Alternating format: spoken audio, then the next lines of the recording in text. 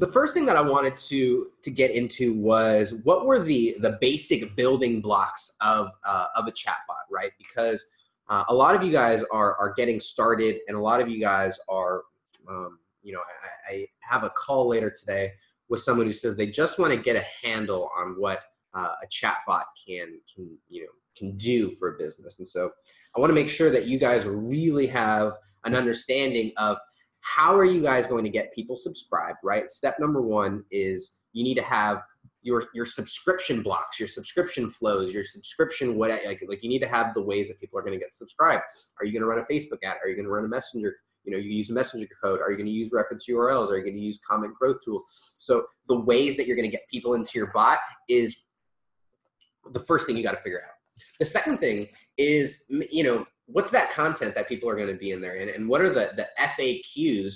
What are the typical, what's the common information that you need to have embedded in that bot so that you can get a lot of these questions answered, or you can, accelerate or take the sales process as far as it can, right? What really I want you to see bots as is they're not going to replace the sales process. What they're going to do is they're going to accelerate it. They're going to expedite the sales process. They can't make someone drink, they're not going to drink, they're not going to make the horse drink from the water, right? But they're going to take the horse to the water, and they're going to get it there really quickly, for lack of a terrible analogy.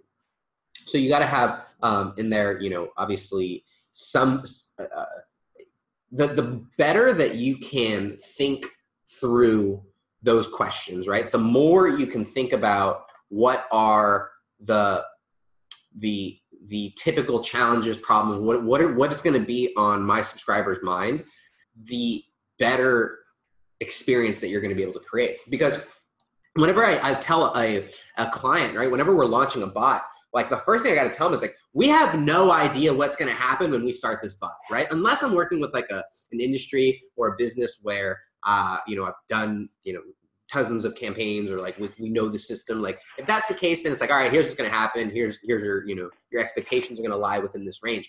But if I'm going into, there's a lot of times where I have people who have never worked in that niche before, who have never, they come to me and they're like, hey, can we build this bot? I'm like, yeah, we can build the bot for sure. Absolutely. Can we do it? But here's the thing. I don't know if it's going to work, right? Like there's been times where we've launched campaigns and it's like things haven't worked, and we've learned lots of things.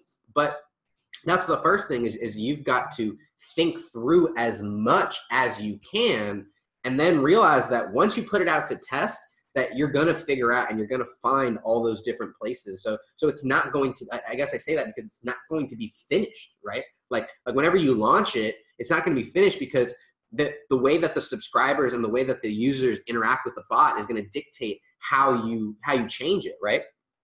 And then the last thing is your follow-up and your automation, building in your sequences. And I got to share with you, like, you can be as detailed as or not as you want, right? Like you can offer and sell chatbots and it have like the simplest follow-up. And you know what, like the simplest follow-up is that people come into the chatbot and then you go into it and you go in and you manually respond to the subscriber and you manually answer their questions. There's been times where I've booked leads for clients through the chatbot, and the subscriber on the other end had no idea that it was the marketer doing it for them, right? But the reason that I was doing it, and the reason that I even cared to go in and respond to these individual messages is because I'm learning, right? I'm learning what questions they're having so that I could program that into the next sequence, right? Or I can program that into the next, for the next client.